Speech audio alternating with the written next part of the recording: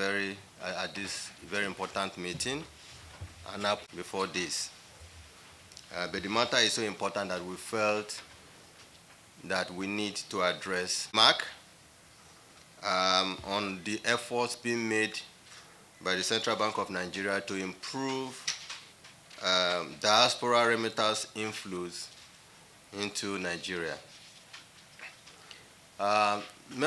Distinguished members of the press, over the past few days, the Central Bank of Nigeria announced new policy measures in the country's remittance program, which is designed to boost and facilitate an efficient flow of remittances sent home by Nigerians in the diaspora. These changes are as a result of our internal review of the operations of our international money transfer operators in the country and the potential impact which improved flows could have on our economy. At this point, I believe it is important to provide a brief review and context of the history of international money transfer operations in Nigeria, along with the policy actions that have been taken in the past by the Central Bank of Nigeria. Ladies and gentlemen, in 1996, following the promulgation of a new law which exempted remittances from taxes, the first remittance program by an IMTO was launched in Nigeria. This private arrangement, with limited involvement by the CBN, was between an IMTO, then known as Western Union, and First Bank of Nigeria, who was then the only Western Union agent in Nigeria. Indeed, I'm aware that at that initial stage, Western Union dealt with only First Bank directly as an agent, while First Bank had other banks as sub-agents. This program enabled recipients of remittances to receive such funds over the counters of our banks in foreign currency, amongst other options. Following the successful launch of this program, other money transfer organizations launched similar initiatives to provide services to the growing number of Nigerians in the diaspora who were keen on remitting funds back to Nigeria.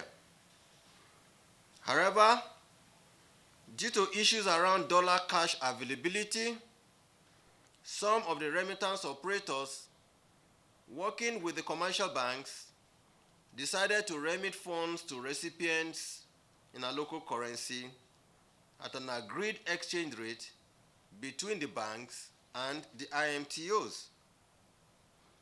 In 2016, the Central Bank of Nigeria, in an effort to increase remittance flows and improve the number of formal channels under which Nigerians in the diaspora could remit funds, launched a licensing regime to guide the conduct and operations of IMTOs.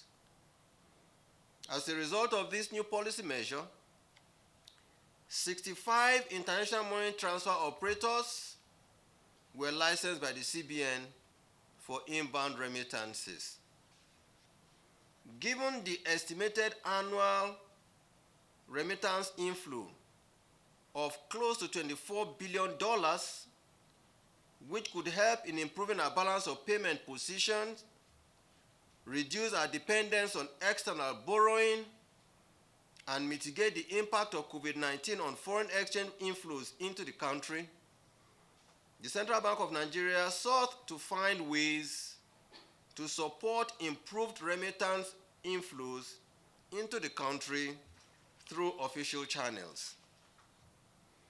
Based on this premise, we analyzed data on the IMTO's inflows into the country over the past year, and through our investigations discovered that some IMTOs, rather than compete on improving transaction volumes and create more efficient ways for Nigerians in the diaspora to remit funds home, resorted to engaging in arbitrage arrangements on the Naira-dollar exchange rate, which, to a large extent, resulted in a significant drop in flows into the country because they felt like diverting flows that were meant for Nigeria to outside the country for selfish personal reasons. It also encouraged the use of unsafe, unofficial channels, which also supported diversion of remittance flows meant for Nigeria, thereby undermining our foreign exchange management framework. As a result, the Central Bank of Nigeria on the 30th of November 2020, in an effort to boost remittance inflows and foster an environment that will enable faster, cheaper, and more convenient flow of remittances back to Nigeria, announced a new policy initiative which would help in support of these objectives. Please permit me to appraise you with some of the contents of some of these new measures.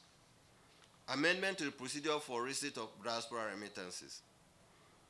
In an effort to liberalize, simplify, and improve the receipt and administration of diaspora remittances into Nigeria, the CBN wishes to announce as follows. 1. Beneficiaries of diaspora remittances through IMTOs shall henceforth receive such inflows in foreign currency, in this case US dollars, through designated banks of their choice. Such recipients in Nigeria of these remittances may have the option of receiving these funds in foreign currency cash or into their domiciliary accounts. It is absolutely at the discretion of the recipient here in Nigeria as to whether he wants to collect cash over the counter at the bank or whether he wants these monies remitted directly into his domiciliary account. These changes are necessary to deepen the foreign exchange market, provide more liquidity, and create more transparency in the administration of diaspora remittances into Nigeria.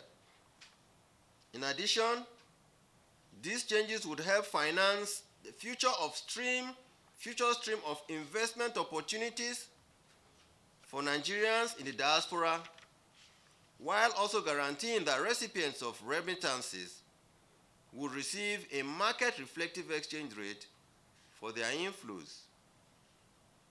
All authorized dealers and the general public should note that beneficiaries shall have unfettered access and utilization to such foreign currency proceeds, either in cash, that's dollar cash, and or in their domiciliary accounts, in line with our circular number TED FEM FPC GEN/01/010. Ladies and gentlemen, in the course of following up on the implementation of the aforementioned new policies, the Central Bank of Nigeria observed some pushback by some of these international money transfer operators who were hell-bent on continuing their nefarious activities of undermining our policy by attempting to resist the new policies. This was the reason the CBN had to insist yesterday, December 2nd, 2020, that all deposit money banks must close all Naira General Ledgers, GLs, in their bank through which Naira remittances were hitherto being carried out or being received.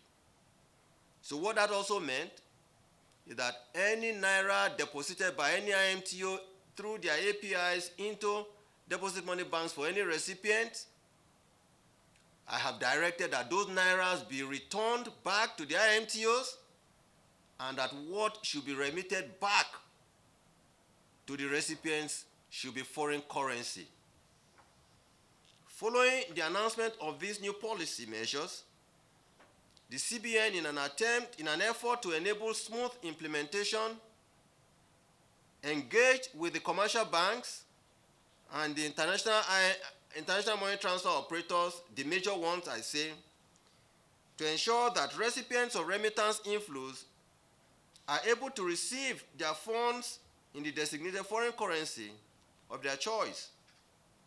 As a result of these engagements, which took place this morning with particularly the major IMTOs and the deposit money banks, the stakeholders have committed that they will deploy all necessary tools and facilities to ensure that these measures become effective from the 4th of December 2020.